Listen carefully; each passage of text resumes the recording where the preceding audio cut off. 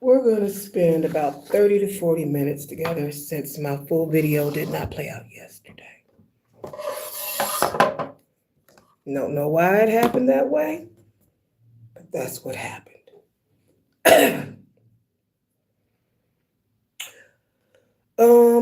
The scripture that I did yesterday was Ecclesiastes 5:19, the gifts of God. Whenever God gives people wealth and riches and enables them to enjoy it, to accept their place in the world, and to find pleasure in their hard work, all this is God's gift. And I read several different versions for day 10. Versions I read were Common English, Wycliffe Bible, and New Revised Standard Version.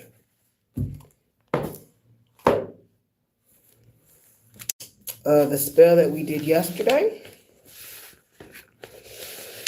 was called Two Goddesses. I'm just going to go through it briefly again, and then we're going to get into some things like invocation and things of that nature. Allow 20 minutes of quiet compilation. Notes on this spell: it is of the utmost importance to have the appropriate understanding of your relationship to money. You are not to chase money. Money chases you. You seek first the kingdom of heaven and know that all these other things are added unto you. This spell reminds us of this truth. Allow 20 minutes of quiet contemplation. Read the paragraph aloud to yourself 7 times. There are 2 goddesses that live in my heart. The first is the goddess of wisdom. The second is the goddess of wealth. The goddess of wisdom will give me all her gold wisdom if I court her. The goddess of wealth will evade me if I pursue her and will never allow herself to be caught. If I court and give all my attention to the goddess of wisdom, the goddess of wealth will become so jealous that she will shower me with her gold, material, riches, abundance, and wealth in an attempt to get my attention. Yet I am never to take my attention off the goddess of wisdom. Place your right hand on your heart and let your left hand on your holy book. The books I chose were 40 Money Scriptures and Doctrine and Ritual of High Magic, Elias Levy.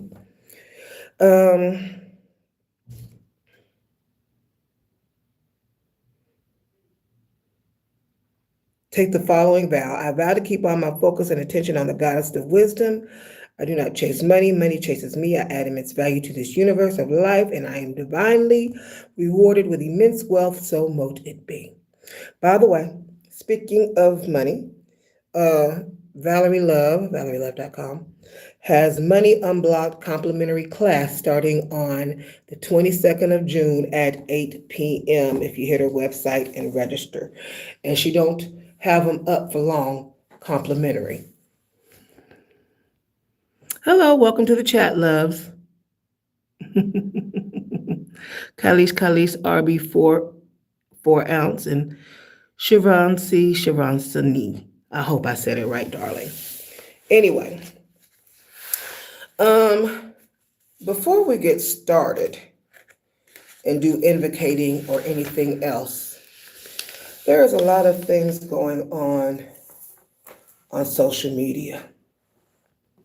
How about we empty the trash? I just got finished writing this up, literally, before starting this live. A lot of things going on in the Black community, a lot of things all over the news, a lot of things between whites and blacks or people of color and blacks. We're going to just empty a few things, okay? I was watching a video early this AM. A young lady was talking and she kept saying, they. I said, oh, this is poetry. This is beautiful. I love what she's saying. But she kept saying, they. Who is they? Well, I took a course in miracles for a year. And if you want to know more about that, you can visit acourseinmiracle.org. It's a book. It was written by an atheist But they had revelations and they put it in a book, and it is a phenomenal book, and a lot of people have studied it. I studied it at Clubhouse with the Coven. Okay. Now, I learned there is no they. There's no imaginary they. Okay. So we're going to have to put a name on it. And the video I listened to, I will be sure to link it in my description section with the beautiful poetry by the lady. Not sure what her name is. It was so small, I couldn't even see what it was in the video, but I will link the video. So I'm just going to touch on the things she talked about in that video, but we're going to name what they is, okay? Colonizer consciousness never stopped burning crosses, the way it never stopped burning lynches. The very same colonizer consciousness burning crosses and lynching unarmed Black people and wearing uniforms that other races think mean serve and protect. Colonizer consciousness is securing detention centers, going about the legal way of gaining their citizenship. Colonizer consciousness is collecting money from you on Sunday mornings. Colonizer consciousness is going on news interviews talking about family values. Whose family values?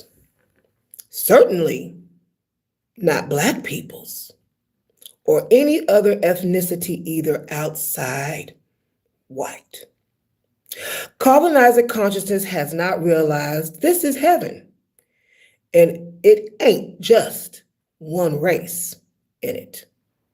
As above, so below. That is the disguise. Movement 2, the theft of pain and dreams. Colonizer consciousness is wearing lab coats and stethoscopes and telling Black women that our pain is simply imagined and solely in our heads. Wait, Black women and men against our will is the reason medicine is where it is currently. AI too. Built on the flesh of the invisible, the built statues recently for the underage Black girls whose screams were silenced in the name of science. Say their names. Anarcha Westcott, 17 years old. 30 surgeries with no anesthesia. Betsy, forced to hold the blades that cut her sister's Lucy. Bleeding out on the altar of modern gynecology.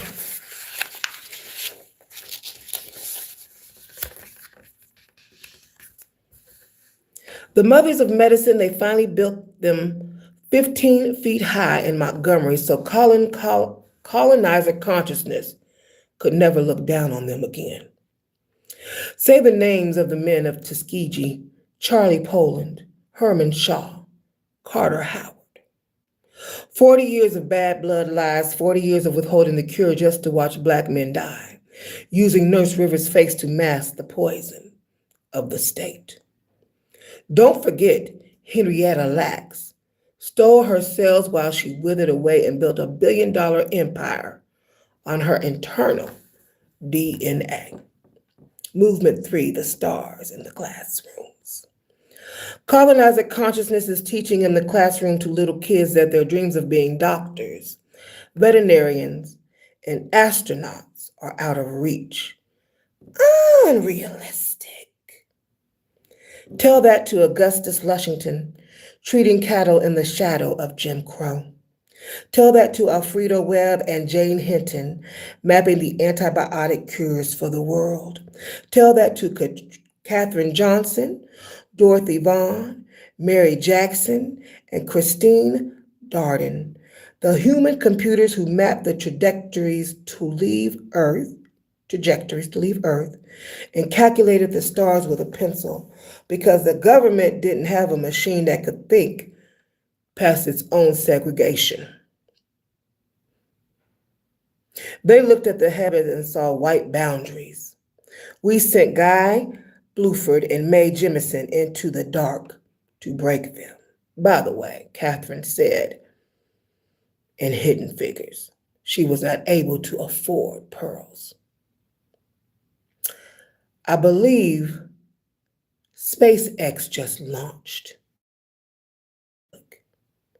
making Elon Musk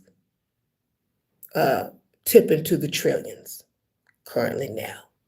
But it would not have been done without Katherine Johnson, Dorothy Vaughan, Mary Jackson, and Christine Darden, and many others.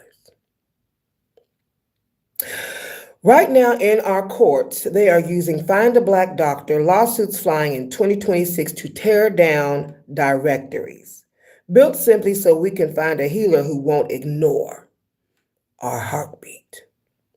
Weaponizing the law to ensure we have no safe harbor, and you all are shocked. Movement for the geography on hate. This lady in this video, she called it the Crazy Cracker Club. That's what she called it.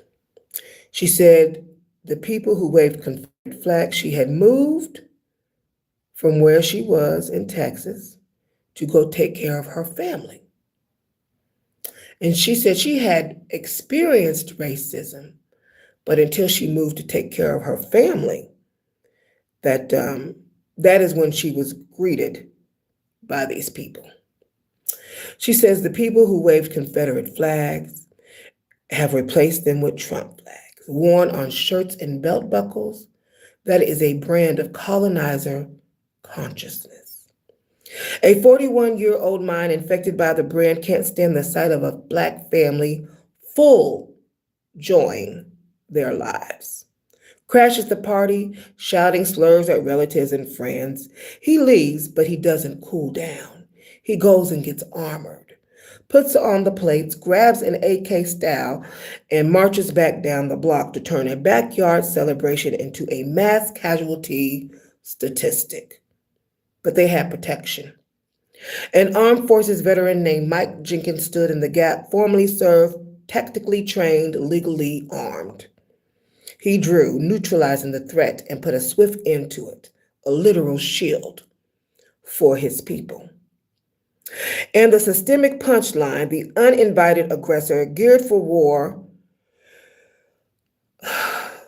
we're going to call it accessories, gets hit with an aggravated assault, not attempted, not domestic terror.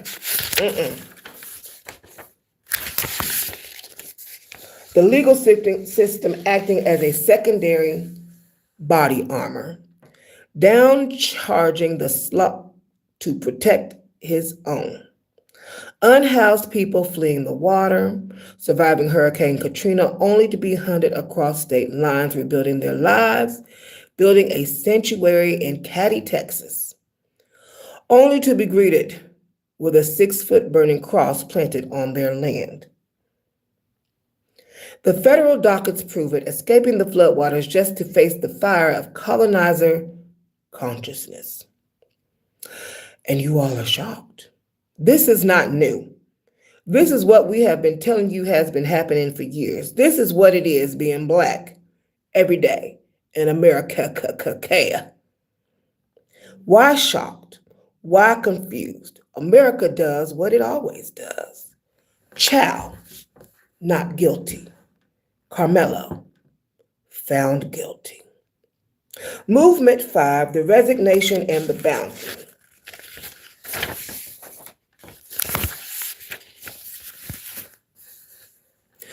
Two years in my vacation from society with no cape, not being an American made to colonizer consciousness. I log into the timeline, I see colonizer consciousness stretching and stomping. A global market manufacturing the Natasha doll. A rubber black baby engineered specifically to absorb colonizer consciousness rage, squeezing it, smashing it, brutalizing an image for stress relief. They openly type the confession into the chat. A white doll looks too human to abuse, but the black one is just an abstract thing. Global extraction, commercializing of our likeness. So shall they can release the anger, just so they can release the anger without a conscience. Colonizer consciousness. The question we should be asking, do they have a conscience? If they do not, how do they obtain one now that we have established who they are? Then they package it in Hollywood and call it a festival. Put a black millionaire on a stage and call it a roast. An updated minstrel show wrapped up in a high-gloss stream. Million-minute metrics fed by lazy, recycled bigotry. Handing the microphone to the host of hostility while white writing rooms pull punchlines out of slavery, misogyny, and structural trauma. Wanda looked at the script and chose her piece. Michael Cheese saw the trap and walked away from the stage, refusing to put on the tap shoes, refusing to let corporate algorithms monetize the degradation of our bloodline. And the extraction never stops. It just loops the tape. They wait in the wings while a blockbuster biopic brings in billions. Then Netflix drops the verdict right on schedule. Slicing and dicing old trial footage, manipulating the audio of a man no longer breathing, putting Michael Jackson's ghost back on the chopping block. 17 million views in 5 days, cashing in on the chaos and the trauma. Because colonizer consciousness will celebrate your genius in the theater and then immediately stream your execution on their platform for a profit. And watch how the software panics when we rewrite their charts. $75 million spent to force feed a gilded image of Melania, but the theater sit empty, the theater sits cold, so the people hit play on Becoming. A 13,000% surge, 47 million minutes of Michelle, outpacing their millions, outshining their throne. And what does the algorithm do? It panics. It flinches. It miscategorizes the matriarch. Netflix literally hides Michelle Obama's life in the kids section, reclassifying a global icon as a children's cartoon just to protect the fragile ego of a white woman who couldn't bring in a dime in the movie theater. Wait, Mrs., I really do not care, do you? Is she white?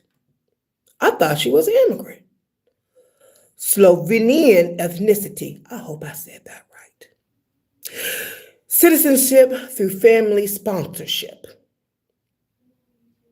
But see, the movie Transcendence, which I watched a couple weeks ago, the line blurs when you look at the proximity to power. Immigrant versus citizens means nothing to the code. Because racism is the screaming monkey in the AI machine 24 hours a day. Manipulating the data, burying the metrics because colonizer consciousness would rather break its own machine than let a Black woman's triumph sit at number one. Now we have 6-foot crosses burning in the heart of Chicago, the most recognizable hate symbol, set up by an Asian man infected with colonizer consciousness. When we are simply minding ourselves and our business, conservatism in America, systemic colonizer consciousness. Stop standing up for everyone. It has not been shown to be appreciated. Stand up for yourself. You would not stay with a domestic violence or intimate partner relationship treat colonizer consciousness the same way. Then colonizer consciousness turns around and calls us violent. But statistics show who initiates the hate. History keeps receipt of the wars. The record is public, the evidence is old, and still they ask us why we speak.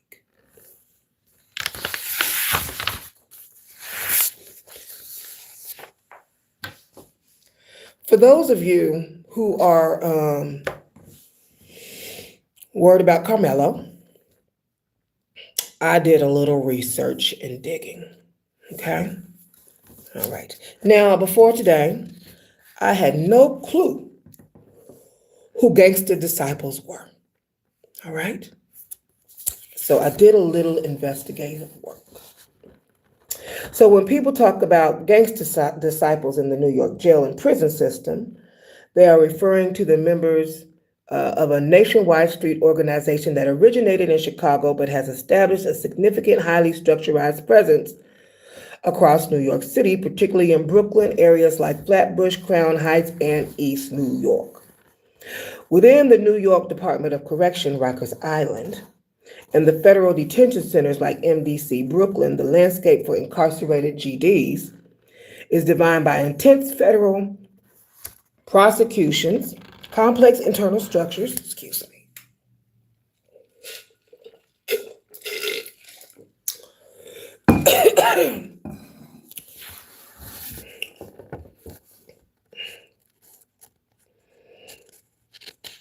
and high-profile figures from the city's music scene. The current reality inside the correctional facilities breaks down into key elements. The intersection of Brooklyn's Brinkley drill music movement and federal law enforcement have landed several prominent figures behind bars. Nick Blixey, Nicholas Thompson, Envy Kane, Troy Fairchild, multi-defendant federal racketeering RICO indictments, the jailhouse landscape, the frontline versus the hierarchy. Inside these type of facilities, they operate under a rigid corporate-style hierarchy inherited from the Chicago foundations, using terms like regents, governors, and coordinates.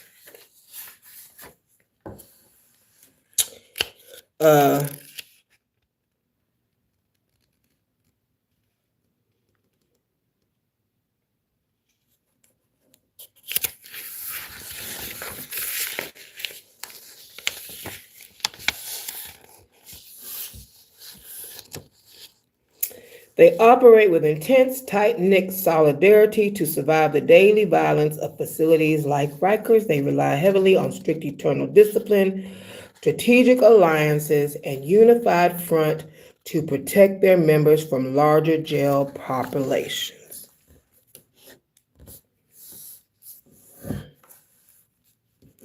I said, well, what does this have to do with Carmelo?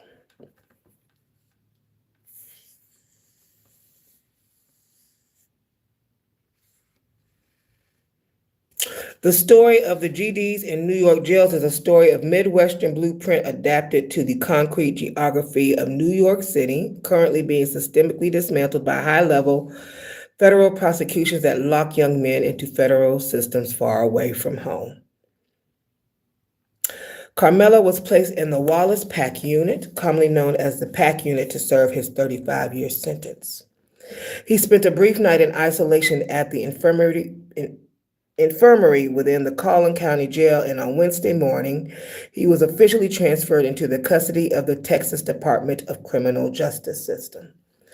The PAC is a medium security state prison located in unincorporated Grimes County, just outside the city limits of Navasota, Texas, roughly northwest of Houston. The connection between the gangster disciples of New York and Texas comes down to two major structural realities: the federal pipeline and the national expansion of Chicago-based street organization. When look at how these groups operate, it isn't just about young men standing on the street corners in Brooklyn. It is about how the criminal justice system and national drug networks physically move people across state lines. The two main bridges connecting New York GDs to the state of Texas break down into these specific operations.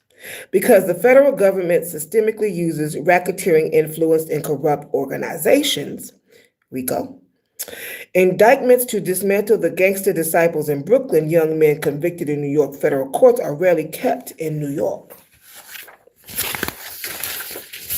The Federal Bureau of Prisons, BOP is what it's called, has a strict policy of moving high-ranking or gang-affiliated inmates hundreds of miles away from their home states to break up their local power structures and communication networks.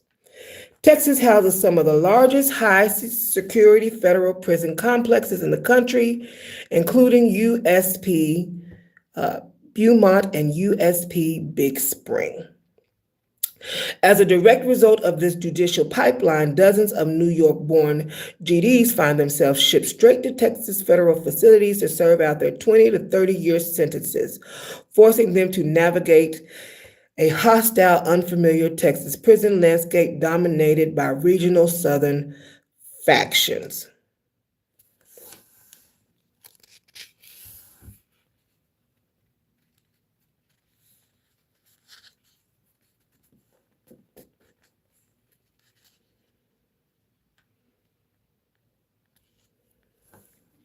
And lots more information. Okay. But I want to make sure we get to meat here in a minute, so I'm about to wrap this up.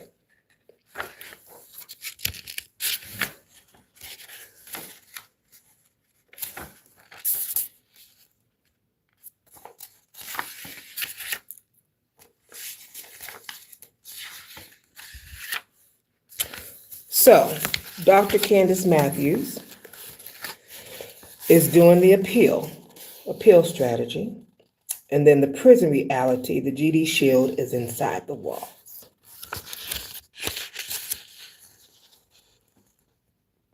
She has stepped directly in the gap to lead the community's mobilization effort. The legal record shows immediately following the 35-year sentence headed down by the all-white Collin County jury, Carmelo's team filed a formal notice of appeal and a pauper's oath requesting a court-appointed attorney.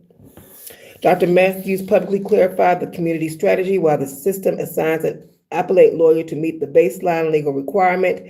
She is actively galvanizing a national community apparatus to bring in top-tier specialized civil rights appellate minds. The prison reality. The word on the street that the gangster disciples are assisting and wrapping around Carmelo while he is in custody is a direct reflection of the prison system's eternal politics.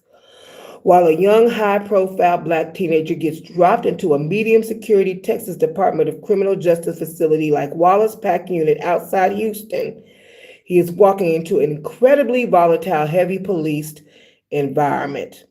The code of solidarity. Because the gangster disciples operate nationally under a disciplined corporate-style blueprint, their structure inside correctional facilities functions as a highly organized shadow network.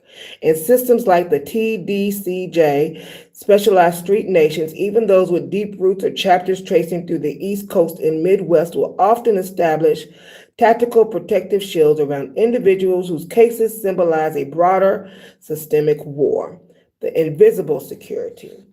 For a young man who's entered the system destitute and facing a decades-long stretch, having that kind of internal umbrella means protection from predatory jail structures, access to internal resources, immediate institutional backing. It is the streets creating a physical shield inside the concrete walls, mirroring the legal shield activists are trying to build on the outside.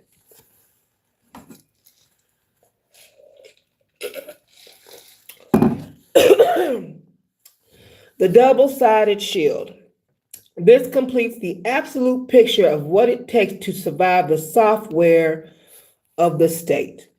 On the outside, you have civil rights leaders like Dr. Matthews using the press and public pressure to secure elite legal defense. On the inside, you have the raw structure of the street organizations providing the literal body armor to ensure the young man survives long enough to see the appeal go through. Both sides are responding to the exact same diagnosis, a recognition that the formal system was never designed to protect him, so that the collective has to take off its cape for the state and stand up for its own. All right. Thank you so much for tuning in and listening to that.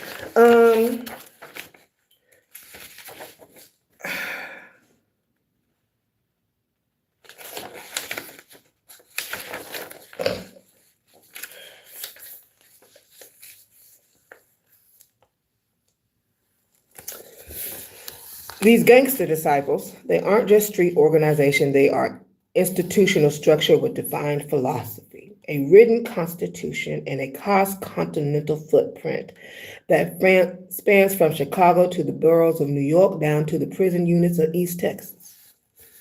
The historical blueprint, Larry Hoover's corporate shift. The organization was forged on the south side of Chicago in 1969 through the merger of two powerful street factions, Larry Hoover's Supreme Gangsters and David Barksdale's Black Disciples. Following Barksdale's permanently resting, Larry Hoover assumed total control from inside prison walls. In the late 1970s and 1980s, however, Hoover executed a massive ideological pivot. He sought to institutionalize the organization, famously rebranding the initials GD to stand for growth and development.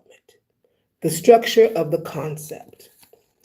Under Hoover's direction, the group adopted a highly disciplined bureaucratic system modeled directly after Fortune 500 corporations. They drafted a formal constitution, established a mandatory code of conduct, and built a clear command structure.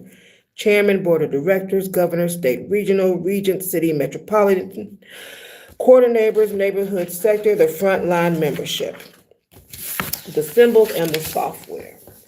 The iconography of the gangster disciple is rooted in an intricate symbolic code.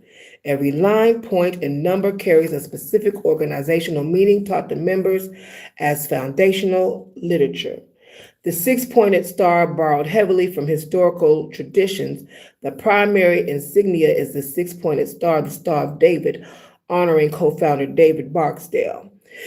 Each point represents a core pillar of the organization's blueprint: life, loyalty, knowledge, wisdom, understanding, and love. The crossed pitchforks, a symbol of upward movement, progress, and collective force. In their symbology, the prongs are used to signify the three conceptual tenets of their nation: their past, their present, and the future. The prison umbrella, the frontline reality. When this corporation software is exploited into high-stakes, violent penal systems like Rikers Island in New York or the Texas Department of Criminal Justice, it transforms into a highly organized defense mechanism because the state frequently uses federal RICO statutes to move high-level members hundreds of miles away from their home cities. The organization relies on tight-knit solidarity to survive inside. For a young person like Carmelo entering a predatory system, the presence of an organized group functions under this specific discipline blueprint, creating a shadow umbrella, providing literal protection, regulating internal behavior, and standing in the gap when the official system offers no safe harbor. All right. Okay. Now that we have emptied woosah, we are going to go through a few things in regards to goddesses now. Thank you for hanging tough with me. So, those who are worried, had things on your brain, were wondering how to handle things in the world, before you've even thought of anything, somebody else is already working on the solution.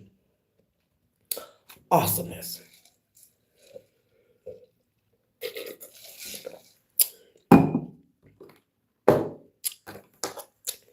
So yesterday, before the video cut off on me, let me see who's in the comments first. Oh, hello, sweetness. Beautiful name. Omar Darwish 5658. Good luck, day friends, and life happiness. I'm fine, okay? Good humanity, right people, world peace, life, live peacefully, people, human rights. Okay, awesome. Oh, I'm in Indianapolis, but I was born in Monroe, Louisiana. Yes, honey, since you asked, darling. Okay.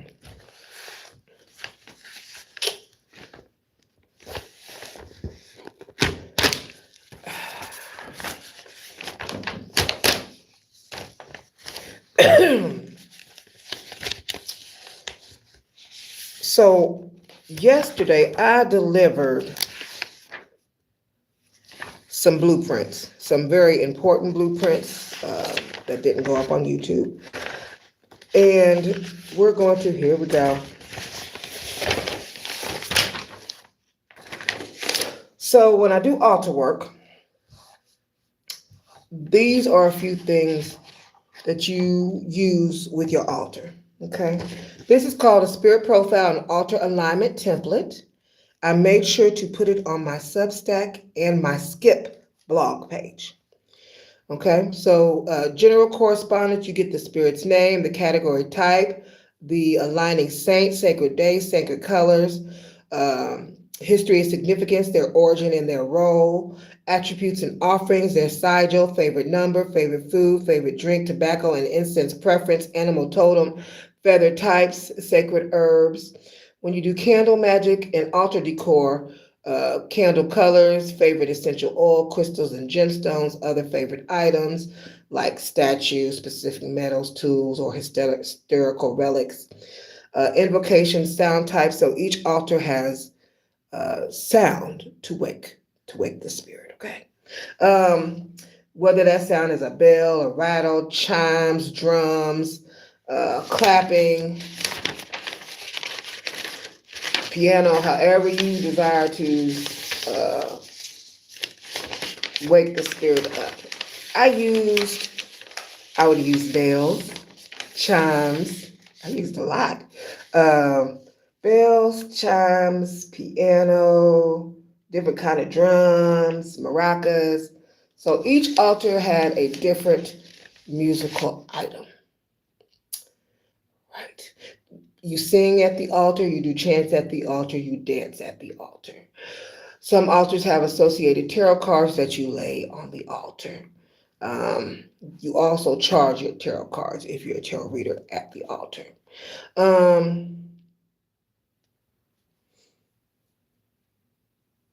All right. So that is my spirit profile and altar alignment template. For those of you who buy flowers, because you're supposed to get flowers at least once a week. So I did that for a very long time. But then I was like, you know what? We spending like $20, $25, maybe $6 if I'm not getting like a whole bouquet of roses or something. Eventually, I just said, I started ordering off a million roses. And I ordered first white ones. I ordered one of the little white ones that came in a blue suede box, short ones. And then I was like, you know what? I had gotten a vase. One of my friends made me a vase. I got to call her later on. She put a scripture on the vase and she handmade it, and she had put pearls all around the vase, and blue was my favorite color. So I had ordered long stem blue flowers from them to go on the vase, and I would sit it in my front window. I got to call her. She's in town this weekend, see how she's doing. So that is the spirit profile, altar alignment. I'm going to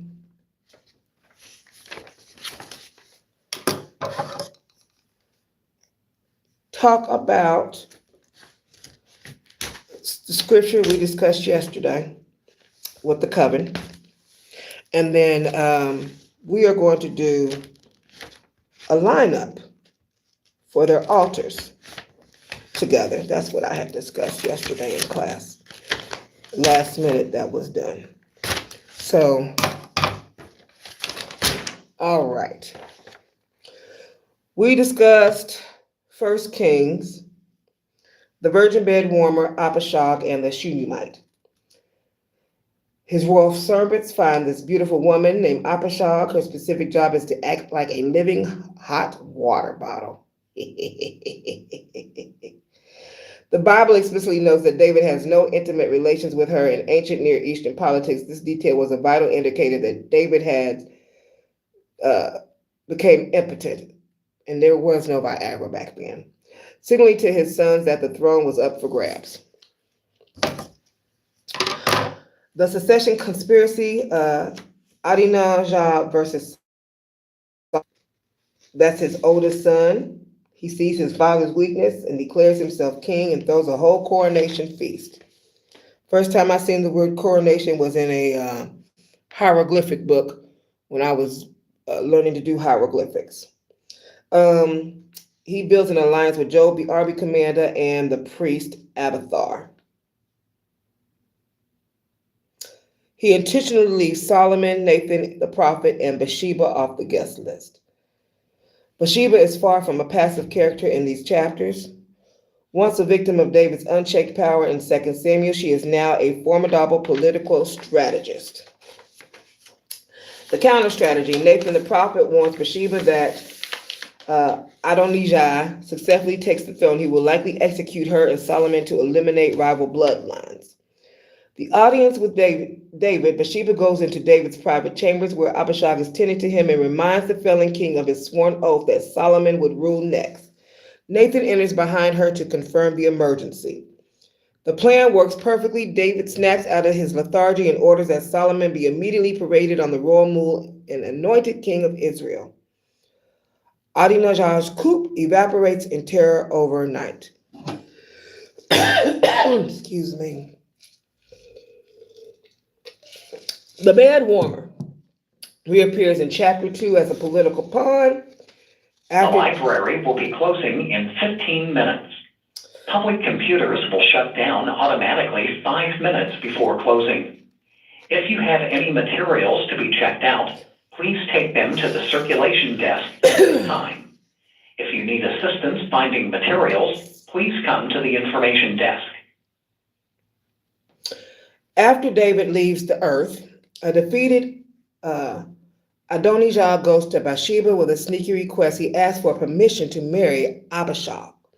While Bathsheba brings the request to Solomon, the newly crowned king, Solomon immediately sees through it. In the ancient world, marrying a deceased king's concubine or harem member was an explicit legal claim to his throne. Solomon recognizes this in a second attempt at a coup and promptly has his brother no longer here on the planet Earth.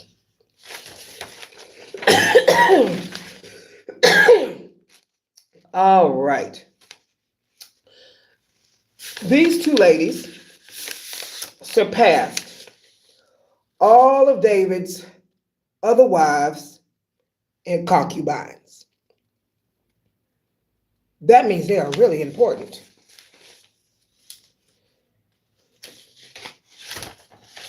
Bathsheba goes from powerless woman to kingmaker.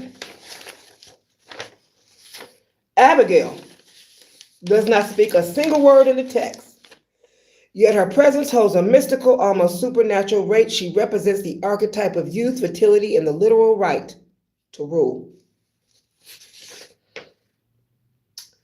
Queen Mother, Jibara.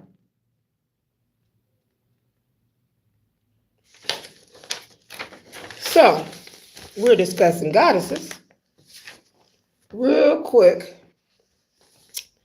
and I will go over other goddesses on Monday because I got to look up a few things anyway, like the Kenites, the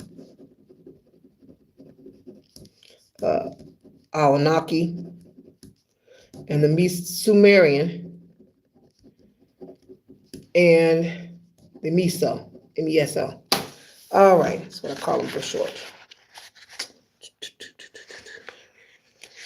All right, so spirit name Bathsheba, the Jibira, Queen Mother, category, exalted biblical ancestor, royal court spirit. Crystals and gemstone, rose quartz, unconditional care, Clear quartz, purity, and moonstone, soft power secrets. I love moonstone. Oh, your pituitary gland's gonna work putting that one on your stand. All right. Other favorite items: a hand-woven white cloth, a small copper bowl of warming spice, a silver mirror, and fresh white flowers. Sound trigger: a soft silver chime or the gentle stroke of a bass sistrum rattle. Invocation: I call upon Abishag, the beautiful flower of Shinam, she whose presence brought warmth to the cold and life to the fading. Breathe your vital spark into this place and guard the crown of my spirit.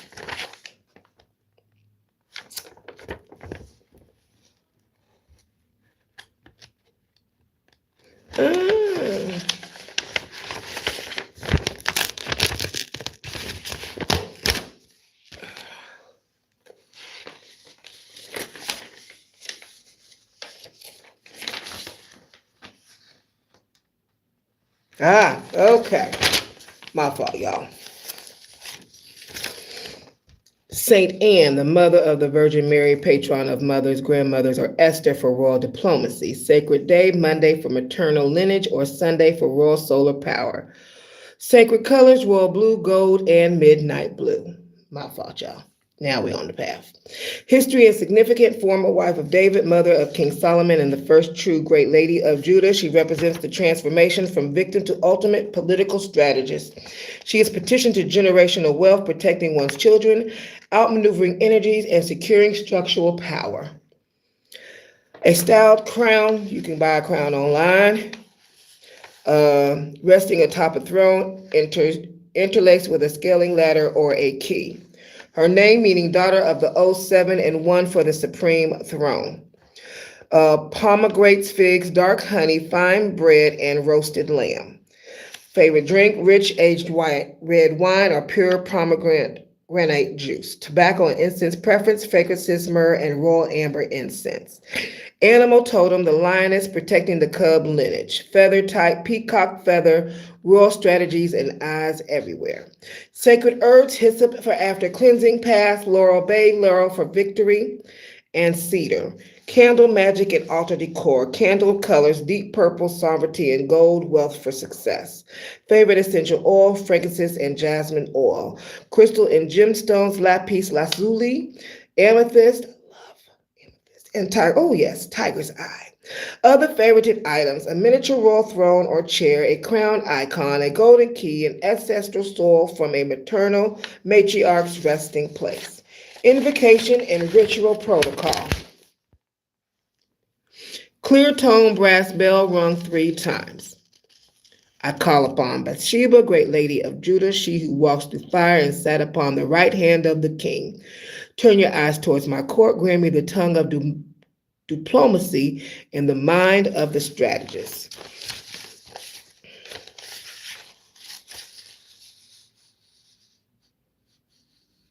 Blessed Bathsheba, you who secured the kingdom for your bloodline when all odds were against you. Shield my family from betrayals. Grant me the patience to watch my enemies stumble and the divine favor to lift my lineage into permanent security. Amen. Tarot card association: the Empress and the Queen of Swords. Matriarchal abundance and the Queen of Swords for sought political intellect. Strategic relevance: the Queen of Swords cuts through illusions to protect her position, perfectly mirroring how Bathsheba executed the counter strategy against Adonijah's coup. Strategic use and applications: work with her to overcome past trauma or victimization, stepping fully into personal authority and protecting your home. Business lineage. Excuse me. Woo.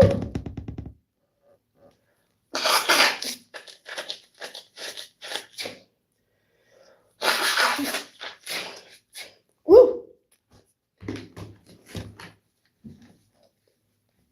All right. Thank you. Pardon me.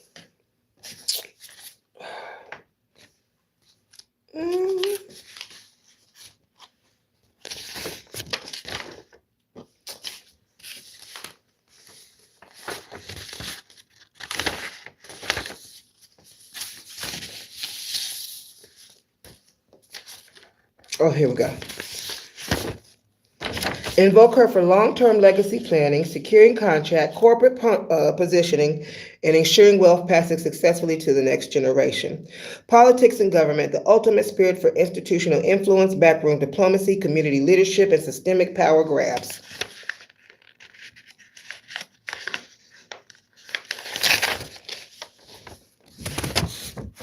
Okay, and that is for Bathsheba if you want to work with her as an entity.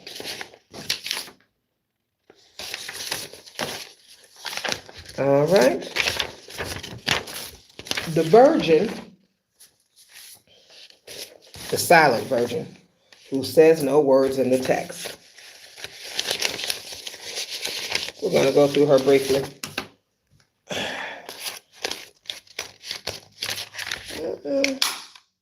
All right.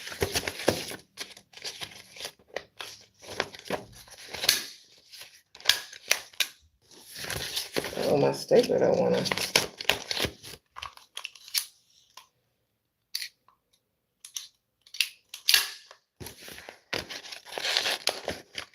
Okay. Anyway.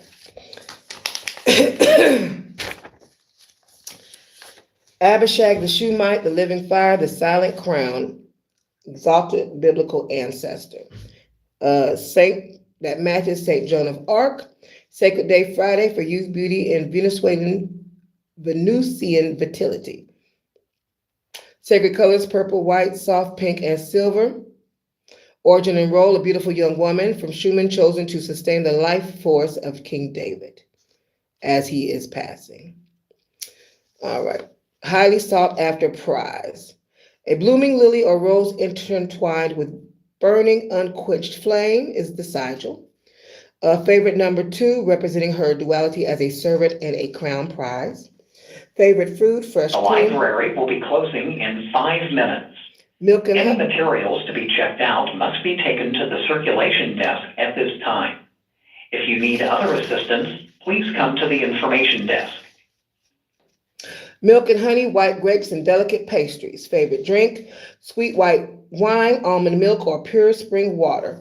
Tobacco and incense preference, white sandalwood, rose petals, and sweetgrass. Animal totem, the dove, purity, or the white gazelle, grace and agility.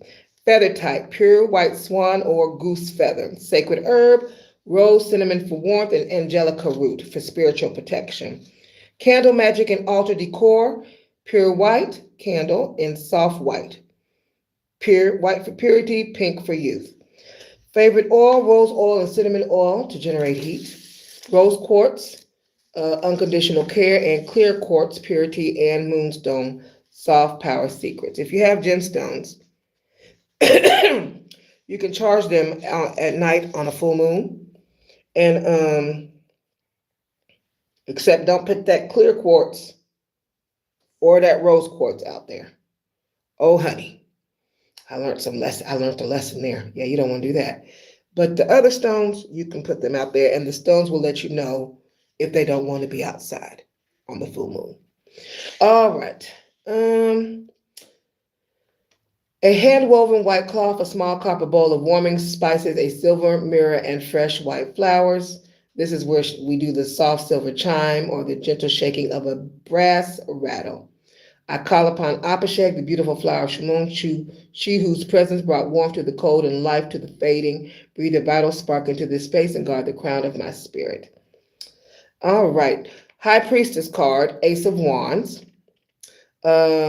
She sits between the pillars of power, knowing everything but speaking little, holding the ultimate secret to the kingdom's sovereignty.